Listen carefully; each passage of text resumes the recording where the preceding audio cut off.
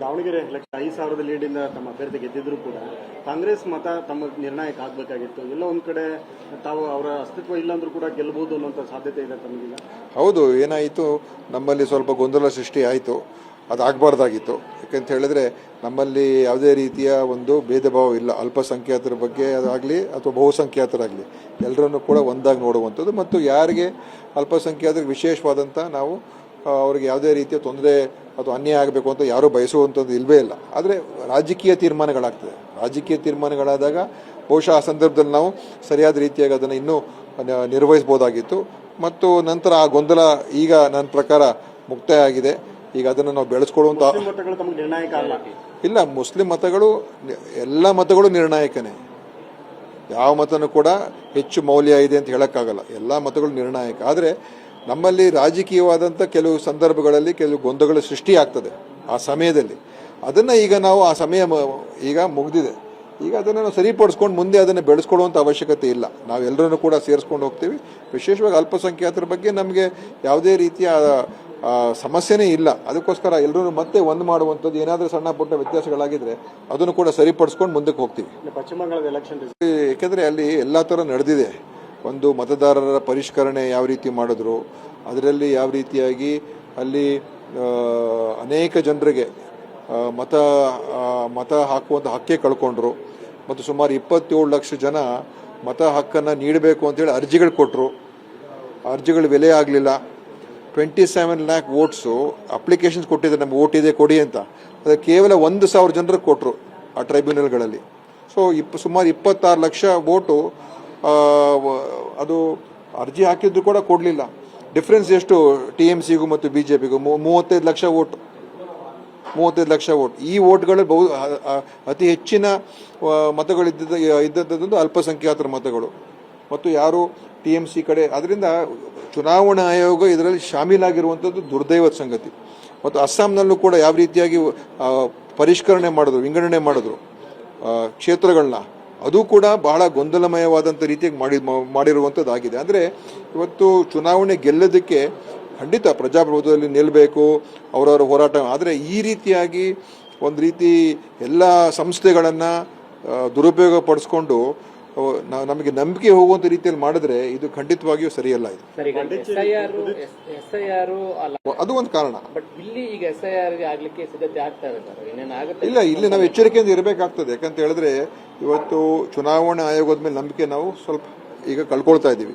ಮತ್ತು ವೆಸ್ಟ್ ಬೆಂಗಾಲಲ್ಲಿ ಏನು ಮಾಡಿದ್ರು ಅದ್ರ ಬಗ್ಗೆ ಭಾಳ ಎಚ್ಚರಿಕೆಯಿಂದ ಹೆಜ್ಜೆ ಇಡಬೇಕಾಗ್ತದೆ.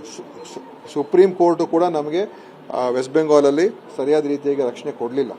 ಯಾವಾಗ ಅವ್ರು ಹೇಳಿದ್ರು ಎಲ್ರಿಗೂ ಮತ ಹಾಕುವಂಥದ್ದಕ್ಕೆ ನಾವು ನೋಡ್ಕೋಬೇಕು ಅಂತ ಹೇಳಿದಾಗ ಯಾವಾಗ ಅವ್ರಿಗೆ ಸಿಗಲಿಲ್ಲ, ಅವ್ರು ಏನು ಮಾಡಿದ್ರು? ಏನೂ ಅದಕ್ಕೆ ರಕ್ಷಣೆ ಕೊಡಲಿಲ್ಲ. ಅದಕ್ಕೋಸ್ಕರ ಅದು ನಿಜವಾಗ್ಲೂ ಗಂಭೀರವಾದಂಥ ಪರಿಸ್ಥಿತಿ. ರಿಸಲ್ಟ್ ಇರಲಿ, ರಿಸಲ್ಟ್ ಅವ್ರಿಗೆ ಆಗಿದೆ, ಅದಕ್ಕೆ ಅಭಿನಂದನೆ ಸಲ್ಲಿಸೋಣ. ಆದರೆ ಈ ರೀತಿಯಾದಂಥ ಒಂದು ವ್ಯವಸ್ಥೆಗಳು ನಿರ್ಮಾಣ ಮಾಡಿ ಚುನಾವಣೆ ಗೆಲ್ಲೋದಕ್ಕೆ ಹೊರಟ್ರೆ ಮತ್ತು ಯಾವ ರೀತಿಯಾಗಿ ಐ ಟಿ ರೇಡ್ ಮಾಡಿಸಿದ್ರು, ಎಷ್ಟೋ ಜನರ ಮೇಲೆ ಅವ್ರ ಮೇಲೆಲ್ಲ ಹಿಂಸೆ ಕೊಟ್ಟರು. ಎಲೆಕ್ಷನ್ ಟೈಮಲ್ಲಿ ಅವ್ರ ಮೇಲೆ ತೊಂದರೆಗಳು ಕೊಡುವಂಥದ್ದು ಮಾಡಿದ್ದಾರೆ. ಸೊ ಈ ಥರ ಚುನಾವಣೆ ಸಂದರ್ಭದಲ್ಲಿ ಇದೆಲ್ಲ ಮಾಡಿದಾಗ ಏನಾಗ್ತದೆ ಹೇಳಿ? SIR ಮಾಡಬಾರ್ದು ಅಂತ ಹೇಳೋಕ್ಕಾಗೋದಿಲ್ಲ. ಆದರೆ ಅದು ನ್ಯಾಯಯುತವಾಗಿ ನಡಿಬೇಕು. ಮತ್ತು ಒಂದು ರಾಜಕೀಯದ ಲಾಭಕ್ಕೋಸ್ಕರ ಮಾಡಿ ಚುನಾವಣಾ ಆಯೋಗ ಒಂದು ರಾಜಕೀಯ ಪಕ್ಷದ ಶಾಮೀಲಾದರೆ ಅದು ಬಹಳ ನಮ್ಮ ಪ್ರಜಾಪ್ರಭುತ್ವಕ್ಕೆ ದೊಡ್ಡ ಒಂದು ಸಮಸ್ಯೆ, ಅದು ದೊಡ್ಡ ಒಂದು ಆಘಾತ, ಅದು ದುರ್ಬಲ ಮಾಡ್ದಂಗೆ ಆಗ್ತದೆ. ಅದಾಗಬಾರ್ದು. ಅದಕ್ಕೆ ಇವತ್ತು ಕೋರ್ಟ್ಗಳು ಸ್ಪಷ್ಟವಾದಂಥ ತೀರ್ಮಾನಗಳು ತಗೊಳ್ಬೇಕಾಗ್ತದೆ. ಇದೇ ಥರ ಇದ್ರೆ ನಾಳೆ ಎಲ್ರಿಗೂ ಸಮಸ್ಯೆ ಆಗ್ತದೆ. ಯಾಕಂದರೆ ಅಂತರ 2,000, 3,000, 4,000, 5,000 ಅಂತರಗಳು ಎಷ್ಟೋ ಜನ ಸೋತಿದ್ದಾರಲ್ಲಿ.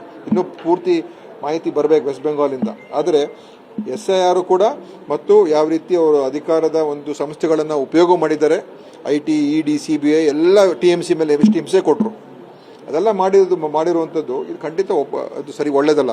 ಅದು ತಮಿಳುನಾಡಿನ ವಿಜಯ ಗೆಲುವು ದಕ್ಷಿಣ ಭಾರತದಲ್ಲಿ ಅದು ನೋಡಿ, ತಮಿಳುನಾಡಿನ ರಾಜಕಾರಣನೇ ಬೇರೆ, ಬೇರೆ ರಾಜ್ಯದ ರಾಜಕಾರಣಗಳು ಬೇರೆ. ಆದರೆ ತಮಿಳುನಾಡಿನಲ್ಲಿ ಇವತ್ತು ವಿಜಯ್ ಅವ್ರದ್ದು ಗೆಲುವು ಒಂದು ರೀತಿ ಇಷ್ಟು ಮಟ್ಟಿಗೆ ಬರ್ತದೆ ಅಂತ ನಿರೀಕ್ಷೆ ಇರಲಿಲ್ಲ. ಎಲ್ಲರೂ ಒಂದು 15-20% ಅಂತ ವೋಟ್ ಅಂತ ಅನ್ಕೊಳ್ತಾ ಇದ್ದಾರೆ. ಇದು 30% ಹತ್ರ ಹೋಗಿದೆ. ಅಂದರೆ ಜನರಿಗೆ, ಅದರಲ್ಲೂ ಯುವಕರು, ವಿಶೇಷವಾಗಿ ಯುವಕರು ಮತ್ತು ಮಹಿಳೆಯರು ಅವ್ರ ಪರ ಹೋಗಿರುವಂಥದ್ದು. ಸೊ ಅದು ಒಂದು ಅವ್ರಿಗೊಂದು ಹೊಸ ಒಂದು ಬದಲಾವಣೆ ಆಗಬೇಕು ಅಂತ ಒಂದು ಆಲೋಚನೆ ಇರ್ತದೆ. ಸೊ ಅದರಿಂದ ಅವರು ಹಾಕಿದ್ದಾರೆ.